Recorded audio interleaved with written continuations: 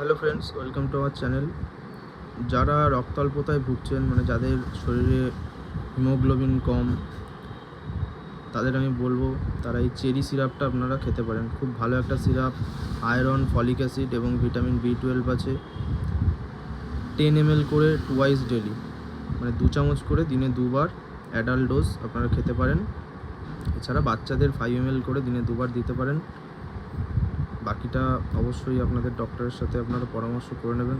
খুব ভালো syrup, cherry syrup. আপনাদের টানা 1 মাস খাবেন, তাহলে বুঝতে পারবেন তারপরে যে হিমোগ্লোবিনটা খুব ভালো আপনার শরীরে ইনক্রিজ করছে, হিমোগ্লোবিন বাড়ছে। হিমোগ্লোবিনের বাড়ানোর জন্য খুব ভালো একটা সিরাপ। এছাড়াও সিরাপ ফর্ম ছাড়াও চেরি ক্যাপসুলও পাওয়া যায়, সেটা আপনারা ওয়ান্স ডেলি খেতে পারেন, 1 ক্যাপসুল। খুব ভালো সিরাপ, আপনারা ট্রাই করে দেখতে পারেন এবং অবশ্যই পারলে আপনাদের ডক্টরের সাথে পরামর্শ করে নেবেন। তো এরকম আরও ভিডিও পেতে চাইলে আমার চ্যানেলটা সাবস্ক্রাইব করে রাখুন এবং বন্ধুদের সাথে আরও শেয়ার করুন। টাটা।